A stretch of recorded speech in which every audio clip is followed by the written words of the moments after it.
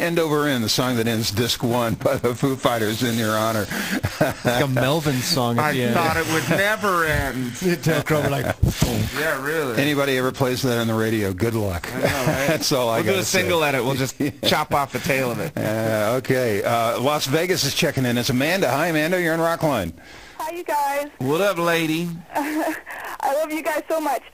Dave, I was wondering, how did you get John Paul Jones to work with you on your new album? And what is your favorite Led Zeppelin song? Ooh.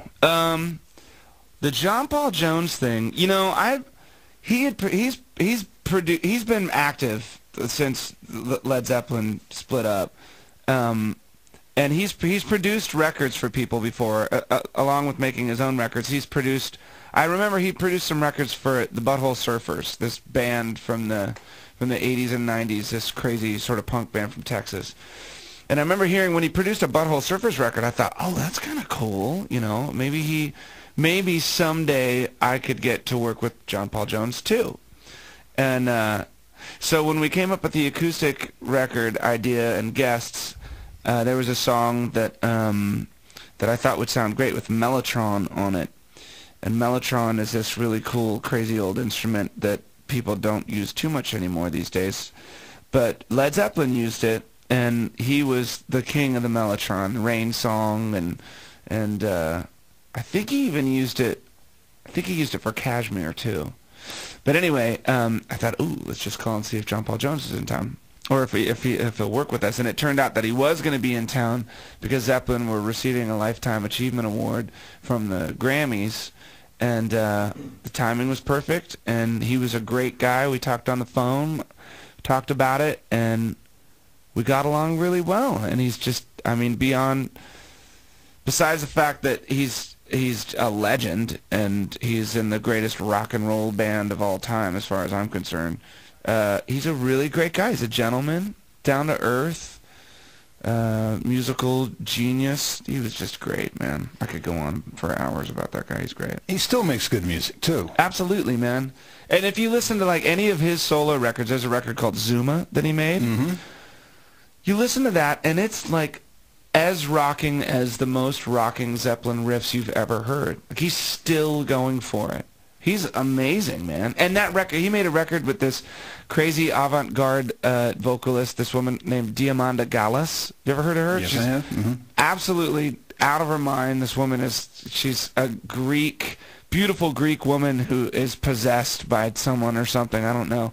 And he and Pete Thomas from the Attractions, the drummer of the Attractions, and Diamanda Gallas made this record that is unbelievable. It's insane. So John Paul Jones is still like very cutting edge and very hip and very rocking and very cool. He's a great guy. And your favorite Zepp song? Favorite Zepp song is tough. Stairway to Heaven.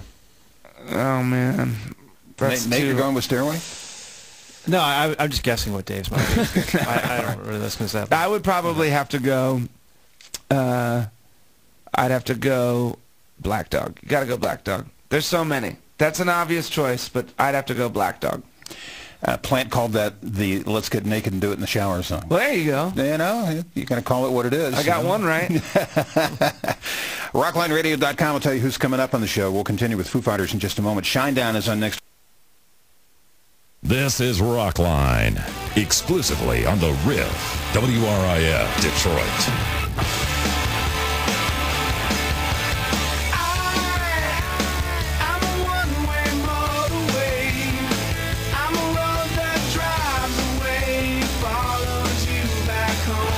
Welcome back to Rockline tonight with Foo Fighters with Dave and Nate taking the calls at 1-800-344-ROCK. And Bob Coburn, he is Sean in Richmond, Virginia. Hi, Sean.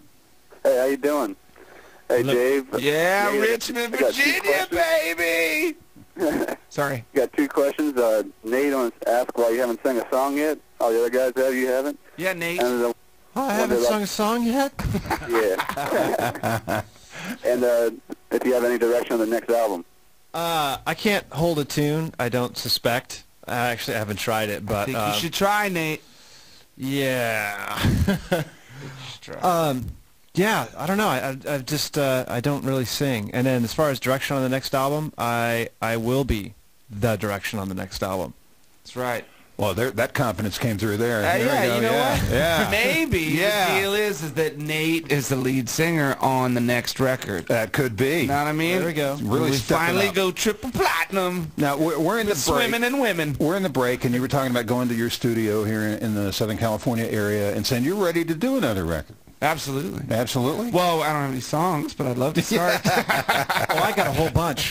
I think that He sings on all of them, too. You know, it's so kick. We have this studio that we built here that we made the last record in, and I tell you, it's just it's the nicest, coolest, most comfortable, amazing studio I've ever been in my life, and it's like our home, you know. So I went in there for a couple hours today, and I know I can't wait to make another record. I sit in the control room and I just imagine making another record, and I know that the next record we make will be the best record we've ever made. And now I have this confidence where after making this double record, I really feel like we can do anything, and we can make great records for a long time to come. And it's one of those things where, you know, you don't know how long bands have expiration dates, and you never know how long your band's going to last, and you know, you don't want to overstay your welcome, but at the same time, you want to make music for the rest of your life. And I think that some bands finally get to the point where they kind of click and think, wow, well, we can do this for a long time to come, and it can still be good. I think we still have good records in us. And I think we still have better records in us. I still don't think we've made our best album yet. I think we keep getting better, and we might be slow learners. Like, we might, you know. That might be a blessing. Yeah. I can't see going into the studio and yeah. being like, what are we going to do? And have it not sound like Learn to Fly. You know, Yeah. I can't see that happening. I mean, we're pretty prolific, I guess. We can go, and we're still creative, and we're still excited. We still love doing what we do. And the great thing is that we have our own studio, and nobody tells us what to do. We don't have to sound like anyone. We don't have to do anything anybody else. We go in there and we do what we want to do. And as long as we do that, we'll make records for the rest of our lives. Well, you can hear that in this album. And on that note, I'll buy you another round. There you go. When she goes storming.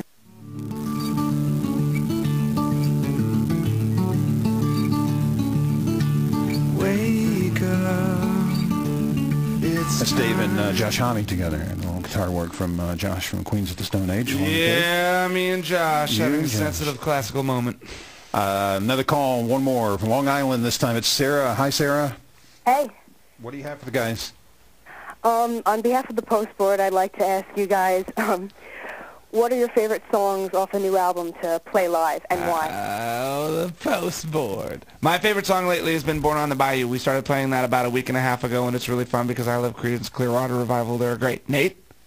Oh, yeah, off the new record, we only play like 3 of them. Probably DOA. And I would say In Your Honor, but we play it first, and so that's it's a... kind of a nightmare. Yeah, it's It's got to be tough to walk out the bar set up there to play that song and then go from there. Yeah.